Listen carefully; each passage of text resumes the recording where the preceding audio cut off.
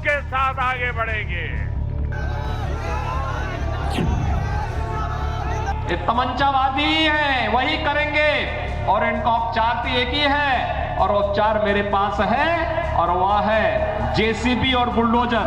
राम की नगरी है, यहाँ से राम के उपासक जीतेंगे, जिन्ना के उपासक नहीं जीतेंगे। ये राष्ट्र मोदी जी का परिवार है, ये राष्ट्र योगी जी का परिवार है और परिवार का जो मुखिया होता है परिवार की बर्बादी कभी नहीं चाहता। बहुजन समाज पार्टी जमीन पर काम कर रही है और बहुजन समाज पार्टी निश्चित रूप से फुल बहुमत की सरकार 2007 जैसे पुनः वापस करेगी। एनडीए की सरकार में 2007 से 12 तक जो है लॉ एंड ऑर्डर में सबसे ऊपर है। एमएसपी में जो रेट बहुजन समाज पार्टी ने अपने कार्यकाल में 2007 से 2012 तक किया है वो आज तक की सरकार नहीं किया। ये भी इतना डर गई है कि इस समय माननीय हमारे राष्ट्रीय अध्यक्ष अखिलेश यादव को इस तरह घेर लिया है जैसे महाभारत में कौरवों ने जो है अभिमन्यु को घेरा था। केदार टू काशी चुनावी तीर्थ यात्रा में आपका स्वागत है और हम पहुंच गए उस स्थान पर जहां पर रामचरितमानस की रचना तुलसीदास ने की। आज भी यहां से कुछ दूरी पर उसकी मूल प्रति रखी गई है। ये वही स्थान है जहां पर 14 वर्ष के अपने वनवास में प्रभु श्री राम 11.5 वर्ष तक रुके थे और ये वही स्थान है जहां पर ददुआ का खौफ भी रहा और ददुआ ने यहीं से लखनऊ तक की सियासत को साधा। तो आज आपको चित्रकूट की गलियों, सड़कों में, मोहल्लों में लेकर चलेंगे और आपको दिखाएंगे कि आखिर चित्रकूट के लोग आने वाले चुनाव को लेकर क्या सोच रहे हैं, चित्रकूट का मिजाज राजनीतिक तौर पर कैसे बदला है और आने वाला मुख्यमंत्री उनको कौन चाहिए।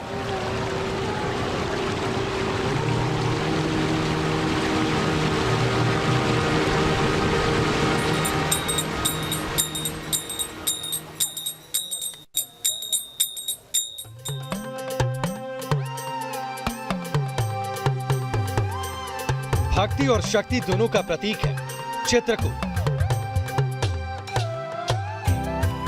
जहां सियासी मौसम में मंदिर की घंटियों में भी चुनावी शोर है। पूर्वांचल की तरह ही बुंदेलखंड का चित्रकूट भी चुनावी रंग में रंगा है। तो मंदाकिनी के घाट पर और चित्रकूट स्थान जहां हम मौजूद हैं, यहीं पर हम कुछ लोगों से बात करते हैं। आइए जरा पूछते हैं इनसे कि इनके इलाके में चुनाव को लेकर क्या चल रहा है। क्या नाम है आपका? रामदास श्रीवास्तव। श्रीवास्तव जी, चुनाव को लेकर कैसा माहौल है? माहौल तो यहाँ भगवा है, ये राम की नगरी है, यहाँ तुलसीदास जी ने रामायण लिखी है। राम की नगरी है, यहाँ से राम के उपासक जीतेंगे, जिन्ना के उपासक नहीं जीतेंगे। तो क्या मुद्दे हैं आप लोगों के? मुद्दे, इस सरकार से हम संतुष्ट हैं। अच्छा। चिकित्सा के क्षेत्र में और शिक्षा के क्षेत्र में गुंडागिर्दी कम हुई, विकास भी संभवतः जितना भी हो सका सरकार ने भरपूर प्रयास किया और 99% हमारे यहाँ सारी सीटें भाजपा की जीतेंगी। क्या? बीजेपी। योगी के कार्यकाल में रामराज रहा है, अब बताओ अब जहाँ से अच्छी हो सरकार और कौन चलावे वालों है? क्या फिर दोबारा दूसरी सरकार को बुलाएं और बटमना कराएं देश की? क्या गड़बड़ था पहले? हैं गड़बड़, गुंडागिरी, मतलब जात पक्ष और मतलब दूसरे को गरीबन को सतावो। ये तो महान मुख्यमंत्री है, जाके ऐसा कहा बोले, वो तो अवतार ही है, इसी वजह से आनंद बढ़ रही। जो है जनता मतलब चल रही है, औरतें भी निर्भय होकर चल रही हैं। पहले मतलब लूटपाट थी, गुंडई थी, हर जगह जो है रुकावट थी, वो नहीं है आज। यहाँ पे भय खत्म है और यहाँ पे योगी राज ही आएगा और कोई राज नहीं आएगा। ऐसा कैसे कह सकते हैं? क्योंकि यहाँ पे उनका काम भी हुआ है और काम आज उनका बोल भी रहा। क्योंकि उन्होंने 5 सालों में विकास भी किया और जवानों को जो है और किसानों को जो है बहुत से लाभ मिले उसको। वो कह रहे हैं कि जिन्ना और राम के नाम पर वोट होगा इस बार, ऐसा है? नहीं, सिर्फ राम के नाम पे ही होगा। सिर्फ राम के नाम पर? और जिन्ना रह जाएगा। जो जिन्ना कर रहे हैं वो जिन्ना में चले जाएंगे। अब चित्रकूट की बात हो और लबे सियासत में धर्म ना हो, ऐसा कैसे हो सकता है?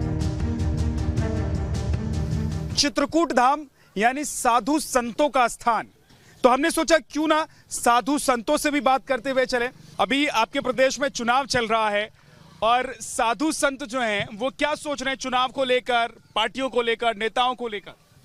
चुनाव तो चल रहा है लेकिन इस समय जो है अभी पूर्व में सरकार तो थी, संतों की सरकार है और धर्म की सरकार थी इस समय, और हमारी यही उम्मीद है और यही विश्वास के साथ हम लोग फिर आ रहे हैं जो कि संतों की सरकार आए, बीजेपी फिर आए और योगी जी हमारे आए और जिस प्रकार अयोध्या को उन्होंने चमकाया, चित्रकूट का अब नंबर है, क्योंकि भगवान की एक कर्म भूमि है। जन्मभूमि तो जगमग हो गई, लेकिन अब कर्म भूमि का नंबर है। लोग ये कहते हैं कि साधु संत जो हैं वो इसलिए बीजेपी या योगी आदित्यनाथ कर रहे हैं क्योंकि उनको लग रहा है कि ये हमारी सरकार है, लेकिन इससे पहले की सरकारें क्या इनकी सरकार नहीं थी? सरकारें जो थी वो लूट खसोट में ज़्यादा रहती थी, लेकिन जनता के प्रति जो जनता का धन निकाल के जनता में लगा रहे हैं तो वो कार्य विकास में दिखाई दे रहा है। दूसरी बात यह है कि यहाँ पर वो साक्षात दिखाई दे रहा है जो भगवान राम ने प्रतिज्ञा किया है कि निश्चरहीन करो मैं भुज उठाए पन कीन और सकल मुनिन के आश्रम जाय जा सुख दीन। ऐसा ही व्यवस्था है कि सारे ऋषि मुनियों के आश्रम की व्यवस्था को सुदृढ़ बनाए हुए हैं और जितने भी निशाचर थे वो सब लुप्त हो गए और वो जो है धराशायी हो रहे हैं। इससे हमें प्रसन्नता है कि अगर कोई राक्षस सामने नहीं आएगा तो जनता अपने विकास में स्वयं भी जुट जाएगी। मुख्यमंत्री जुट ही रहे हैं। मंदाकिनी के किनारे बसा चित्रकूट कभी किसी से बदला नहीं लेता, पर हाँ वक्त के हिसाब से बदल जरूर जाता है। 2017 से पहले चित्रकूट के दोनों विधानसभा सीट पर समाजवादी पार्टी और बीएसपी का कब्जा था, लेकिन 2017 में चित्रकूट पूरी तरह बदल गया। दोनों सीट बीजेपी के हिस्से में गई, लेकिन 2022 के सियासी समर में हर किसी के अपने दावे हैं। 1975 में फिल्म आई थी शोले और फिल्म का डायलॉग था कि बच्चा जब रोता था तो मां कहती थी कि बेटा सो जा नहीं तो गब्बर आ जाएगा। और 1975 में ही कहते हैं कि ददुआ ने पहली लाश गिराई थी और चित्रकूट में मां कहती थी कि बेटा सो जा नहीं तो ददुआ आ जाएगा। चित्रकूट को आतंक और डकैत से तो आजादी मिल गई और कई साल भी गुजर गए हैं जब ददुआ का प्रभाव यहां हुआ करता था। उसके बाद एक पीढ़ी निकल गई है। अब राजनीतिक तौर पर चित्रकूट नया आयाम ले रहा है और हम केदार टू काशी चुनावी तीर्थ यात्रा में देखिए शहीद स्मारक पार्क में इस वक्त मौजूद हैं और यहां हमारे साथ समाजवादी पार्टी और बीजेपी के नेता और समर्थक हैं। बीजेपी जबकि चित्रकूट मंडल के 10 सीटों पर काबिज है, इस बार कैसे आप लोग लौटेंगे? जनता के विश्वास से, जन समर्थन से भाजपा की पूर्ण बहुमत की सरकार फिर से बनेगी। जन जन की आस, भाजपा पर विश्वास और लोक कल्याण और विकास का एक ही विकल्प है, भाजपा ही संकल्प है जनता का। यही मुद्दे हैं और भाजपा पूर्ण बहुमत की सरकार के साथ 300 के पार के साथ उत्तर प्रदेश में सरकार बनाएगी और बुंदेलखंड की 19 की 19 पूरी सीटें भारतीय जनता पार्टी जीतेगी। और इस समय पूरे प्रदेश में माननीय अखिलेश यादव जी की हवा चल रही है और जनपद चित्रकूट की दोनों सीटें माननीय अखिलेश यादव जी के विकास की बदौलत हम लोग दोनों सीटें यहाँ से जीतेंगे। भारतीय जनता पार्टी और समाजवादी पार्टी नेताओं के पास कोई काम नहीं रह गया है, अब चौराहे पर खड़े हैं क्योंकि इनको प्रत्याशी नहीं मिल रहे हैं। बहुजन समाज पार्टी इस समय दोनों विधानसभा में दोनों प्रत्याशी जीत रहे हैं, दोनों सीटें जीत रहे हैं। बुंदेलखंड में 19 की 19 सीटें जीत रही हैं। मायावती जी की सरकार में गुंडे बदमाश अंदर थे और अंदर थे। इस समय चाहे समाजवादी पार्टी की सरकार रही हो उसमें भी गुंडा माफियाओं को संरक्षण था। अब भारतीय जनता पार्टी की सरकार वर्तमान में है, लोग देख रहे हैं इस समय क्या स्थिति है। यहाँ पर पहले पूरी बात हो जाने दीजिए, यहाँ पर क्या स्थिति है। युवा बेरोजगार है और दर दर भटक रहा है, लाठियां खा रहा है, आप लोग देख रहे हैं। ये राष्ट्र मोदी जी का परिवार है, ये राष्ट्र योगी जी का परिवार है और परिवार का जो मुखिया होता है परिवार की बर्बादी कभी नहीं चाहता। वो तो पूरे राष्ट्र की बात करते, ना वो हिंदू की बात करते, ना मुसलमान की बात करते हैं। ये कहते हैं कि हम काशी सजा दिए हैं, काशी सजा दे, मथुरा भी सजा देंगे। असल मकसद है ये कटोरा। समाजवादी पार्टी की सरकार में 2 लाख कुल जमा 2 लाख शासकीय नौकरियां आई और ये रोजगार वीर है। लीक हो रही है, परीक्षा जितनी परीक्षा हुई सारी परीक्षा लीक हो रही है, एक भी परीक्षा इनकी सही नहीं हुई। 3.5 लाख संविदा पर नौकरियां देते हैं, टोटल 8 लाख से अधिक नौकरियां उत्तर प्रदेश सरकार भाजपा की दे रही है। उत्तर प्रदेश की जनता और उत्तर प्रदेश को युवा पूरी तरह मन बना चुके हैं।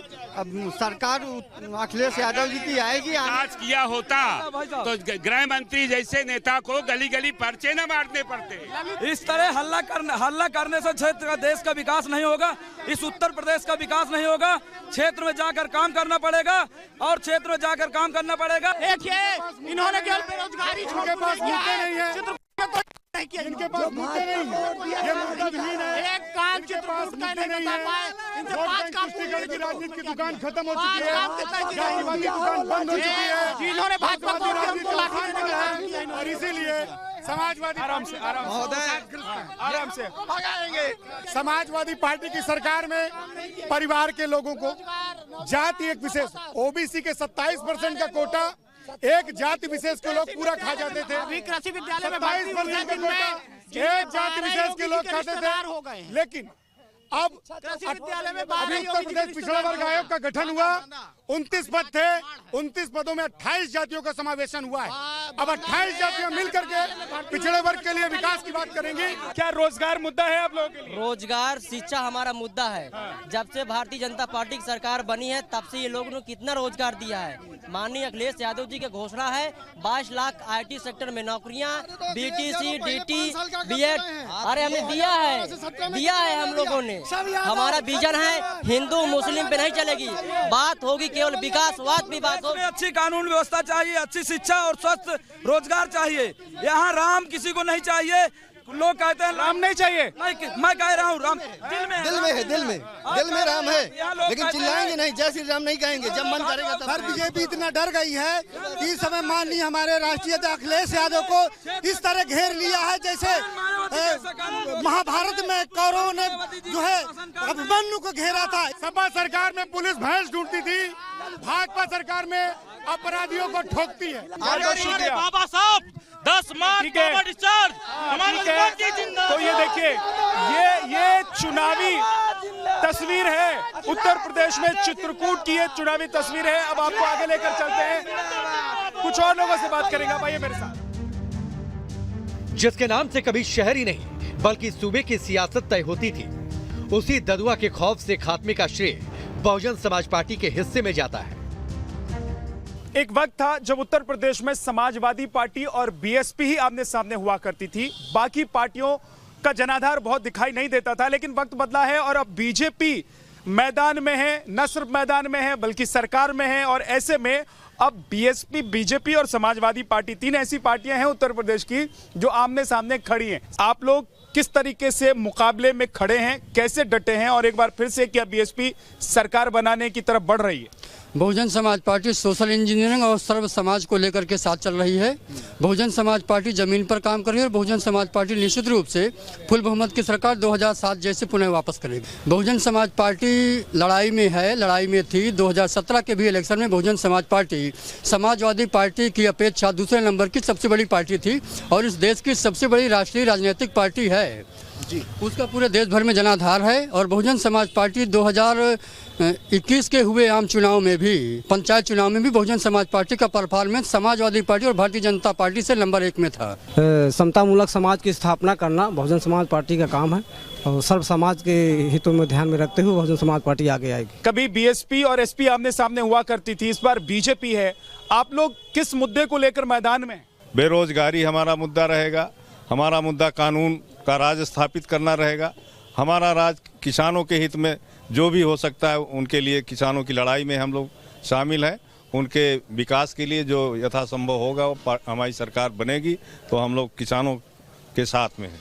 बहन जी की सरकार में 2007 से 12 तक जो है लॉ एंड ऑर्डर में सबसे ऊपर था, तो लॉ एंड ऑर्डर में जो भी गुंडा माफिया थे उनका जो है अंत हुआ और यहाँ शांति व्यवस्था बनी रही। इसलिए जो बहन जी की सरकार जो है 2007 से 12 के बीच में बनी रही, लॉ एंड ऑर्डर सबसे मेन मुद्दा है हमारा। उत्तर प्रदेश में 2007 से 2012 तक जब सरकार थी बहुजन समाज पार्टी की, तो किसानों के लिए मायावती ने 120 रुपये प्रति कुंटल की बढ़त गन्ना किसानों के लिए किया है। सबसे बड़ी किसानों की जो समस्याएं थी, एमएसपी में जो रेट बहुजन समाज पार्टी ने अपने कार्यकाल में 2007 से 2012 तक किया है, वो आज तक किसी सरकार ने नहीं किया। लॉ एंड ऑर्डर में जितने उत्तर प्रदेश में गुंडा माफिया थे, चाहे वो राजा भैया रहे हों, चाहे अतीक अहमद रहे हों, चाहे ब्रजेश सिंह रहे हों, सारे गुंडा माफियाओं को मायावती ने अपने कार्यकाल में घर के अंदरों में कैद कर दिया था। जातिगत समीकरण की बात करें तो चित्रकूट में ब्राह्मण और कुर्मी वोटर निर्णायक भूमिका में होते हैं। ऐसे में सवाल है कि ब्राह्मण शंख तो बजाएगा, लेकिन वो किसके साथ जाएगा? चित्रकूट जिले में ब्राह्मण और कुर्मी पटेल जो हैं वो बहुसंख्यक हैं वोटर्स के हिसाब से अगर देखें तो, इसलिए हमने सोचा कि यहाँ पर जो कुर्मी समाज से आते हैं, ब्राह्मण समाज से आते हैं और बाकी समाज के जो लोग हैं उन सब के साथ बात करें ताकि समझ में आए कि कौन किसके साथ है। तो व्यक्तिगत विचार ये है कि आज की डेट में घोषणा पत्रों को देखते हुए, चाहे वो कोई भी पार्टी हो, समाजवादी पार्टी हो, चाहे बीजेपी हो, चाहे कांग्रेस हो, चाहे बीएसपी हो, किसी भी पार्टी के पास मुद्दे नहीं है। और सबसे बड़ी बात, काजल पांडे, काजल सिंह तो न्याय मिल जाएगा, काजल पांडे तो न्याय नहीं मिलेगा। किसान पंडित जी भी हो सकते हैं, ठाकुर भी हो सकते हैं, कुर्मी भी हो सकते हैं, यादव भी हो सकते हैं, लेकिन आखिरकार ऐसा सौतेला व्यवहार क्यों हो रहा है किसानों के? और सुंदर प्रशासन सिर्फ अभी तक के 20 साल में जब भी सरकार बनी है तो बहन मायावती ने दिया है, अन्य किसी ने ऐसा प्रशासन नहीं दिया है। लोग अभी ये समझ नहीं रहे हैं। सिलेंडर 924 रुपए का 2014 में कांग्रेस सरकार के समय 1 मई को था, आप देख सकते हैं। उसके रेट बढ़े नहीं है, घटे हैं, उसी के आसपास झूम रही है। ये नहीं, सब्सिडी के बाद मिलता था भाई साहब, गलत बात मत करिए, आप पता कर लीजिए। नहीं मिलता था, 400 का सिलेंडर भाई साहब मिलता था, 480 का वर्तमान में सरकार बड़ा अच्छा कार्य कर रही है। अभी सर्च करिए सिलेंडर कितने में था। बिल्कुल सर्च करिए।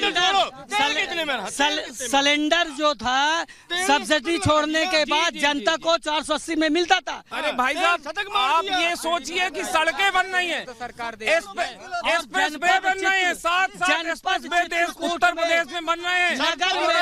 सरसों का तेल पहले पहलवान, सुन ले आओ, अरे रुको यार, सरसों का तेल पहले पहलवान लगाओ रहे पहले आहन में, अब सरसों का तेल इतना महंगा होगा कि नाक में लगाओ कि नहीं? ना, हमारा किसान समृद्ध है, यहाँ सरसों खूब होती है, हम खूब आराम से खाते। किसान रो रहा है, किसान रो रहा है, 10-10 रुपए के लिए रो रहा है किसान। अब किसानों की फसल ये सांड और गाय, अन्ना जानवर, अन्ना प्रथा इतनी बड़ी समस्या है यहाँ की कि किसानों की खड़ी फसल खा जाते हैं। क्या इनकम बढ़ी है, ऐसे इनकम बढ़ी है कि शहर के या पूरे प्रदेश के सरकारी और प्राइवेट स्कूल के बच्चे जमीन में मिट्टी फरुआ चलाने लायक बच्चे। देखिए आपके पीछे युवा ही खड़े। आप भी सरकारी स्कूल चले जाइए, आप सरकारी स्कूल बहुत बेहतर हो गए हैं।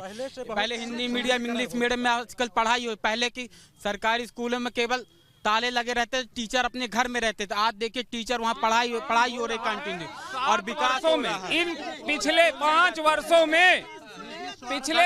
वर्षों में बहुत जरा विपरीत परिस्थिति के बाद भी सरकार ने बड़ा अच्छा काम किया है। सियासी बयार चल रही है, ऐसे में जिक्र चाय हो और लब खामोश रहे, ये तो हो ही नहीं सकता। लेकिन उन लबों पर किस पार्टी का नाम है, आइए जानते हैं। अब हम पहुंच चुके हैं चित्रकूट बस अड्डे के पास। यहाँ पर राज्य के अलग अलग जिलों के लिए बसें चलती हैं।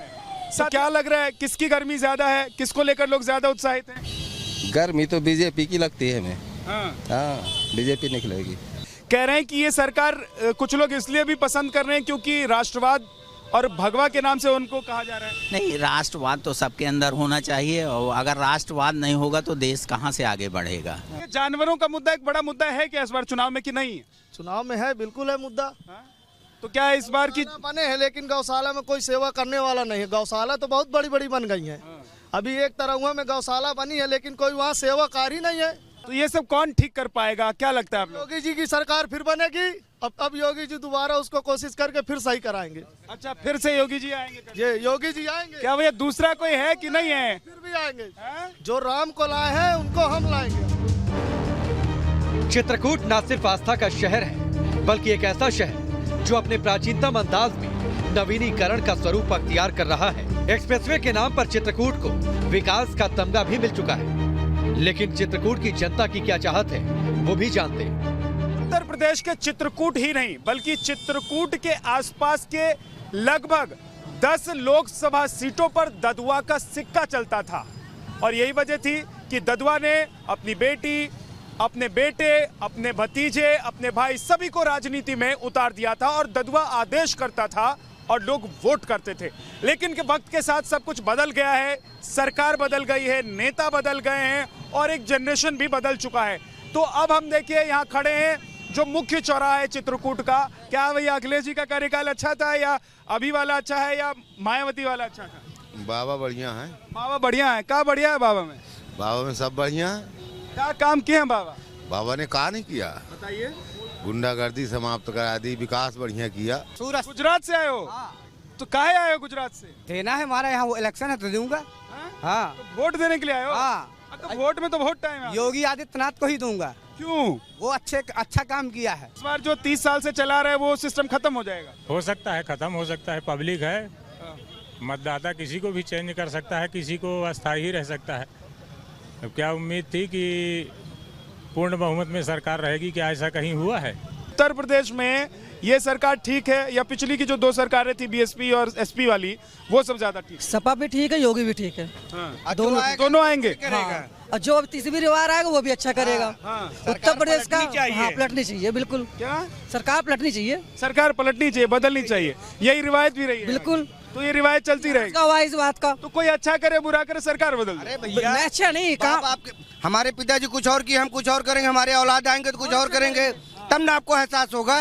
क्या ये कह रहे हैं बदल देंगे, सरकार बदलनी चाहिए? बिल्कुल बदलनी चाहिए। इस बार अखिलेश यादव आ रहे हैं। मैं बता दूं, जिस तरह युवाओं के ऊपर बेरोजगारी है, हम लोग बेरोजगार हैं, कोई मतलब आय का साधन नहीं है। अभी एग्जाम रिजेक्ट हो गए, जिस तरह छात्रों के साथ बर्ताव किया जा रहा है, जिस तरह बेरोजगारी बढ़ रही है, आप देख लीजिए चित्रकूट में विकास कहाँ है। माननीय अखिलेश यादव 100% आ रहे हैं। चलिए, कौन आएगा कौन जाएगा? बीजेपी रहेगी या सत्ता उखड़ जाएगी? बीएसपी या समाजवादी पार्टी? ये उत्तर प्रदेश की जनता तय कर देगी। बहरहाल चित्रकूट से इतना ही। अब हमारी आपसे मुलाकात होगी कौशाम्बी में।